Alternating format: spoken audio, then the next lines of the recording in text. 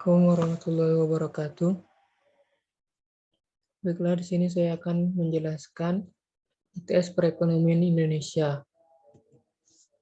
Pertanyaannya, jelaskan 20 keunggulan dan 20 kekurangan ekonomi Indonesia pada masing-masing presiden Indonesia. Nomor 2, lakukan review terhadap buku perekonomian Indonesia, mulai dari judul, daftar isi, penerbit, pokok bahasan, dan daftar pustaka. Baiklah, jawaban. 1. Keunggulan dan kekurangan perekonomian Indonesia pada masing-masing presiden. Pada masa Insinyur Soekarno, keunggulan dalam kegiatan produksi yang baik dilakukan oleh negara maupun swasta harus ditujukan pada kepentingan rakyat, terutama pada pemenuhan kebutuhan pokok. Kegiatan produksi sebagaimana tercantum dalam poin 1 diatur sedemikian rupa yang pengaturannya dilakukan melalui campur tangan pemerintah ataupun dengan usaha koperasi. Pengaturan kegiatan produksi ini dilakukan untuk memastikan bahwa produksi yang dilakukan dapat didistribusikan kepada rakyat dengan cepat, merata, dan murah. Kekurangannya, perekonomian Indonesia mengalami kegagalan yang disebabkan oleh ketidakstabilan politik pada masa demokrasi parlementer. Inflasi sangat tinggi telah menyebabkan harga barang-barang naik 500% selama tahun 1965. Selanjutnya pada masa Soeharto. Keunggulannya, politik ekonomi yang berorientasi pada pertumbuhan ekonomi dengan dukungan modal asing baik melalui utang luar negeri maupun investasi asing langsung memang membuktikan adanya kenaikan pada tingkat pertumbuhan perekonomian Indonesia secara konstan dengan rata-rata 6,5% per tahun. Kekurangan pada masa Pak Soeharto, pendapatan per kapita turun sampai tingkat di bawah yang telah dicapai 5 tahun sebelumnya. Perekonomian hancur oleh hiperinflasi. Pada masa B.J. Habibie, keunggulan Indonesia telah mengalami pertumbuhan ekonomi yang sangat pesat. Selama 5 repelita yang pertama di bawah pemerintahan Soeharto, dari 1969 sampai 1994, PDB meningkat rata-rata 6,8% setahun. Pertumbuhan penduduk rata-rata 2% setahun. Kekurangannya, di akhir kepemimpinannya nilai tukar rupiah kembali meroket. Tidak dapat meyakinkan investor untuk tetap berinvestasi di Indonesia. Pada masa Abdurrahman Wahid, keunggulan memberi kebebasan seluas-luasnya kepada setiap suku terutama Tionghoa yang notabene banyak berkecimpung di bidang ekonomi dengan seluas-luasnya. Kekurangannya, keterbatasan fisik sehingga performa beliau dalam memimpin negeri ini kurang maksimal yang berimbas pada bidang ekonomi. Pada masa Megawati Soekarno Putri, keunggulan menstabilkan fundament ekonomi makro meliputi inflasi, BI rate, pertumbuhan ekonomi, kurs rupiah terhadap dolar, dan angka kemiskinan. Untuk kekurangannya, kurangnya pemahaman dalam bidang ekonomi sehingga keputusan yang diambil tidak berpihak kepada rakyat. Terdapat kepentingan ekonomi dan politik di belakang pemerintahnya. Dianggap gagal melaksanakan agenda reformasi dan tidak mampu mengatasi krisis bangsa. Pada masa Susilo Bambang Yudhoyono, keunggulan harga BBM diturunkan hingga 3 kali lipat dari 2018 sampai 2019, pertama kali sepanjang sejarah. Perekonomian terus tumbuh di atas 6% pada tahun 2007 dan 2008, tertinggi setelah Orde Baru. Kekurangan harga BBM termahal sepanjang sejarah Indonesia itu mencapai 6.000. Jumlah utang negara tertinggi sepanjang sejarah yakni mencapai 1.667 triliun pada awal tahun 2009. Pada masa Joko Widodo, keunggulan pertumbuhan ekonomi Indonesia tercatat 5,17% lebih tinggi dibanding periode yang sama tahun lalu, sebesar 5,0,6%. Kekurangan, tingkat bunga masih tinggi mencapai sekitar 10 sampai dengan 12%. Kelemahan di logistik meliputi biaya produksi yang masih tinggi. Nilai impor Indonesia juga masih tinggi, padahal Indonesia memiliki sumber daya alam yang begitu kaya. Hal itu juga menyebabkan naiknya harga minyak goreng dan naiknya harga Pertamax. Bella, untuk sekarang yang nomor 2, review buku perekonomian Indonesia. Judul buku, Regulasi dan Implementasi Pegadaian Syariah di Indonesia. Pengarang Jeffrey Tarantang et al. ISBN 9786024515652, ukuran 15,5 cm x 23 cm. Halaman 10 tambah 1144 halaman. Penerbit Gramedia, tahun terbit 2019. Dengan membaca judul buku yang sangat menarik ini dapat membuat orang untuk tidak sabar membaca dan mempelajarinya, khususnya untuk mahasiswa yang berada di bidang perekonomian Indonesia dan ingin mencari tahu atau menambah wawasan tentang regulasi dan pengimplementasian pegadaian syariah yang berada di Indonesia.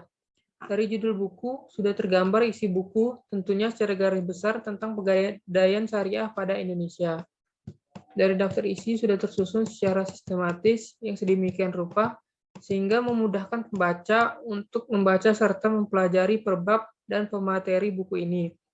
Untuk penerbit sudah cukup baik dalam pengemasan buku ini sehingga menarik untuk dibaca. Dari cover atau sampul buku, daftar isi pembahasan, hingga daftar pustakanya sangat mudah dan baik untuk dipelajari oleh pembaca.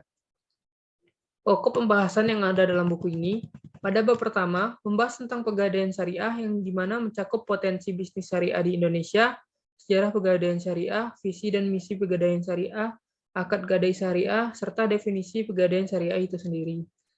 Pada bab kedua, membahas tentang landasan regulasi pegadaian syariah di Indonesia, yang dimana mencakup penjelasan dari Al-Quran dan Hadis, peraturan perundang-undangan, fatwa Majelis Ulama Indonesia, serta kaidah-kaidah fikih tentang pegadaian syariah. Pada bab ketiga, membahas tentang operasional pegadaian syariah di Indonesia yang dimana mencakup penjelasan dengan cara transaksi gadai atau RAN, persyaratan pinjaman, proses pelunasan pinjaman, pengguna sistem gadai, produk pegadaian syariah, serta penjelasan tentang praktik pegadaian syariah yang benar. Pada bab keempat, membahas tentang implementasi pegadaian syariah di Indonesia yang mencakup penjelasan permohonan pembiayaan, analisis pembiayaan, pegadaian syariah, anti riba, serta keunggulan pinjaman kredit pegadaian syariah. Pada bab kelima, yaitu penutup, terdapat kesimpulan dan saran yang merupakan inti dari semua penjelasan di atas. Landasan operasional pegadaian syariah di Indonesia mengacu Quran Surah Al-Baqarah ayat 283 dengan hadis riwayat Bukhari nomor 2700 menjadi dasar hukum utama dalam proses pembentukan pegadaian syariah di Indonesia. Regulasi dan implementasi pegadaian syariah di Indonesia bertransformasi menjadi berbagai bentuk aturan mengenai pegadaian syariah, baik dalam peraturan perundang-undangan secara umum maupun dalam bentuk aturan operasional pegadaian syariah. Bisa dilihat dari daftar pustaka, tergambar bahwa penulisan memiliki referensi-referensi yang sangat baik dan mendukung terhadap isi pembahasan materi pada buku ini, sehingga pembaca dapat mempelajarinya dengan baik. Baiklah, itulah jawaban dari UTS Perekonomian Indonesia dari saya. Saya akhiri. Wassalamualaikum warahmatullahi wabarakatuh. Assalamualaikum warahmatullahi wabarakatuh. Terima kasih kepada mahasiswa yang telah mengumpulkan tugas beserta UTS Perekonomian Indonesia. Kita mulai koreksi satu-satu. Kita mulai dari yang paling pertama mengumpulkan. Itu bisa dilihat dari tanggal di sini. Ini ada tanggal 21 bulan 4 tahun 2022. Kemudian pukul 22 atau pukul 10 malam lewat 3 menit lewat 50 detik. Nah, ini pengumpulannya. Jadi kita transparan saja ya. Ini terkait dengan pengumpulannya. Dikumpulkan yang paling pertama itu oleh Muhammad Taufikur Rahman dari kelas 4F. Ini NIM-nya 501200540. Kemudian sampul yang digunakan ini ada bukunya seperti ini. Kita lihat. Ini punya Taufikur Rahman.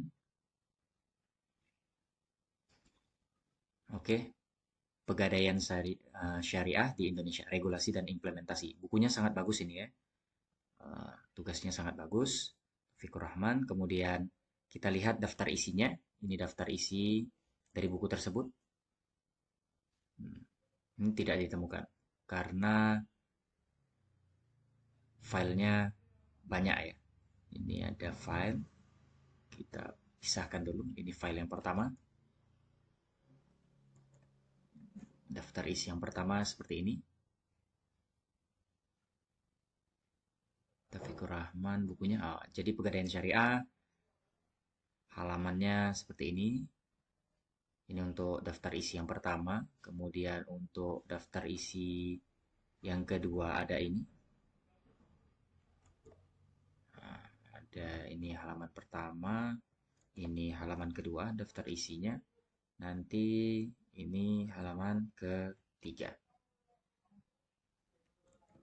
Ini halaman daftar isinya. Nah, ini bab 2, bab 3. Kemudian ini implementasi Pegadaian Syariah di Indonesia. Ini penutupnya. Jadi totalnya ada 124 halaman. Jika ditambahkan dengan daftar pustaka itu 127 halaman. Oke. Oke, tugas Taufikur Rahman sangat bagus. Kemudian kita lihat jawabannya. Ini tugas upload tugasnya. Kita lihat berapa halaman, apakah sampai dengan halaman yang tadi.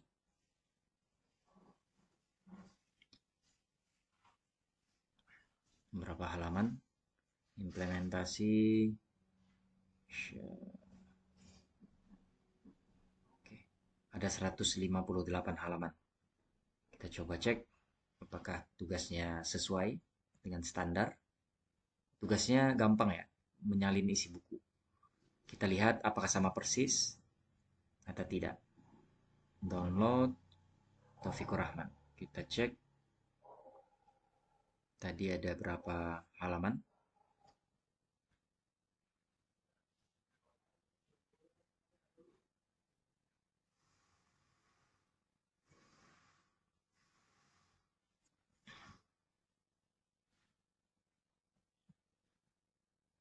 Daftar isinya kita ulangi. Kita cek apakah sampai 150-an seperti yang tadi.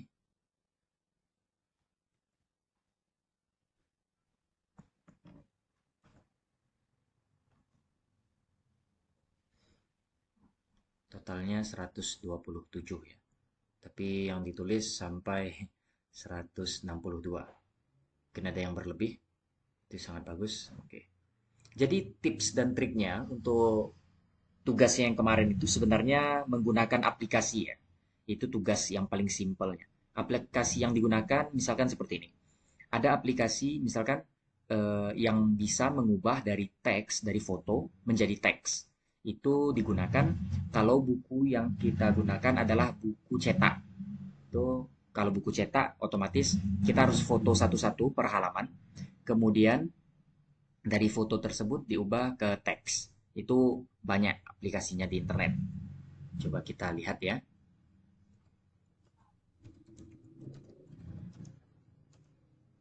To text. Seperti ini bentuk aplikasinya. Bisa digunakan ini. Online Convert. Ini bisa digunakan. Aplikasi-aplikasi online gratis di internet ini bisa digunakan. Ini tips dan triknya sebenarnya. Kalau yang digunakan oleh Taufikur Rahman ini sepertinya buku elektronik, jadi tinggal diubah saja menggunakan aplikasi PDF to Word bisa digunakan seperti itu. Ini to Word. Oke, bisa gunakan I Love PDF ini atau Small PDF. Bisa gunakan yang ini, I Love PDF atau yang Small PDF. Ini bisa digunakan keduanya pilihan. Jadi sebenarnya gunakan tips yang cepat ya untuk tugasnya. Ini sudah selesai Taufikur Rahman. Tugasnya sangat bagus. Oke, sangat bagus. Ini hanya beberapa miss ya. Beberapa miss karena belum terlalu dirapikan sebenarnya. Ini masih ada beberapa miss di beberapa titik. Harusnya nah ini kan belum dirapikan oleh Taufikur Rahman. Tapi secara umum tugasnya cukup bagus. Berarti Taufikur Rahman telah menggunakan teknologi dengan baik. Oke, itu tugasnya. Kemudian yang perlu kita periksa lagi, daftar isi sudah, upload tugas. Nah, ini terkait dengan UTS-nya. UTS, kita coba cek juga. Tadi tugas, sekarang UTS. Kita lihat UTS-nya. Jadi soalnya kan jelaskan 20 keunggulan dan 20 kekurangan ekonomi Indonesia pada masing-masing presiden Indonesia. Sumber datanya harus melalui jurnal-jurnal terindeks Sinta, Scopus, ataupun WOS. Lakukan review terhadap buku perekonomian Indonesia mulai dari judul, daftar isi, penerbit, pokok bahasan, dan daftar pustaka. Ini dalam bentuk video ya, yang nomor 2 ini dalam bentuk video. Ini juga bisa disebutkan dalam bentuk video ataupun tidak. Yang penting di Microsoft Word-nya lengkap.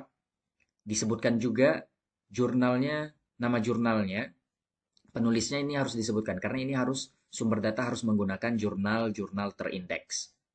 Makanya jawabannya tidak boleh sembarangan. Ini keunggulan-keunggulannya. Oke, ini keunggulannya.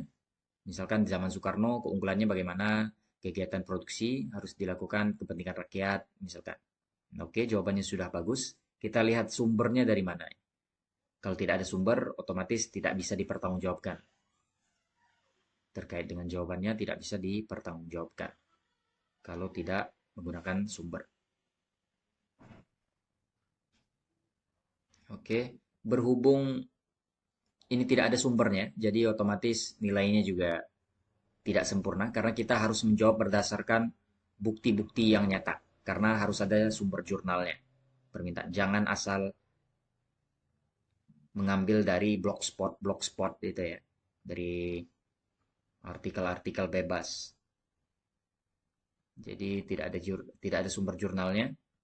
Oke. Yang nomor 2 itu karena review dan tugasnya cukup bagus, ini nilainya 50 poin. Kalau yang di atas itu otomatis nilainya juga hanya 10 dari 50, jadi nilainya ini 60. Taufikur Rahman nilainya 60. Karena tidak mencantumkan eh, sumber sumber dari referensi eh, dari jawabannya ya. 60. Oke, ini 60 untuk Taufikur Rahman.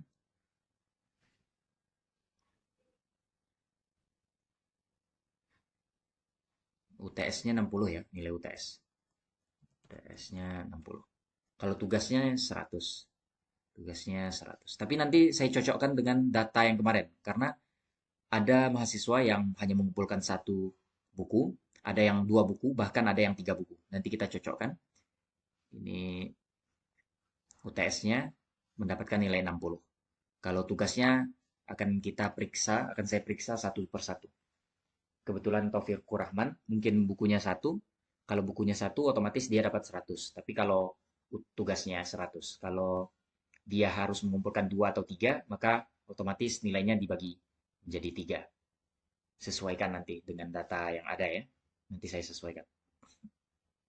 Atau saya cek dulu terkait dengan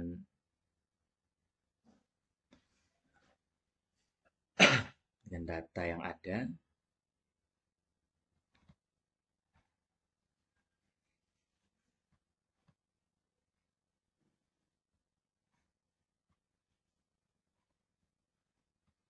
Ini nanti saja. Tugasnya nanti saja. Yang penting nilai UTS-nya untuk Taufikur Rahman itu dapat nilai 60. Ada lagi video. Kita lihat videonya ya. Ini videonya.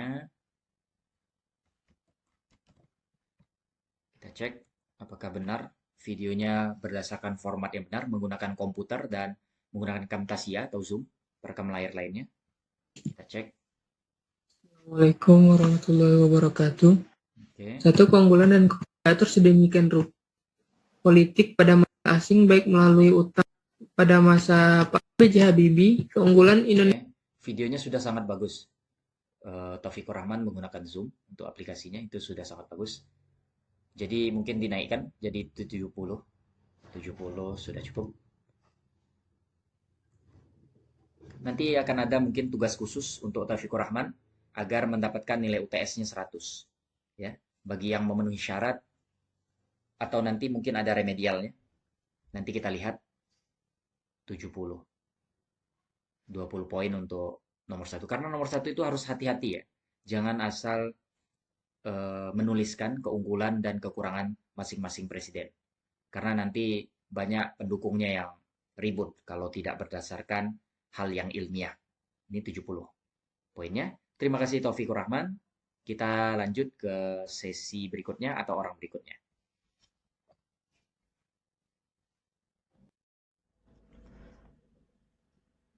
Assalamualaikum warahmatullahi wabarakatuh. Mohon maaf untuk Muhammad Taufikur Rahman. Kita langsung cek saja tugasnya. Muhammad Taufikur Rahman itu ini ya, yang kelas 4F. Muhammad Taufikur Rahman. NIM-nya terakhirnya 540. Oke, ini cocok 540. Kita tandai. Oke. Tugasnya warna yang aman itu warna biru saja. Kita tandai. Atau kita tandai warna hijau saja. Berarti aman ya. Untuk tugasnya kita cek. Untuk tugasnya judulnya regulasi implementasi. Memang karena memang mengumpulkan dengan bagus Taufikur Rahman. Jadi otomatis tugasnya sudah dicek juga tadi. Tugasnya ini untuk nilai tugas. Tugasnya 100. Ini untuk nilai tugas dan UTS-nya 70 Taufikur Rahman. Oke, untuk Taufikur Rahman selesai. Kita lanjut ke peserta selanjutnya, mahasiswa selanjutnya. Assalamualaikum warahmatullahi wabarakatuh.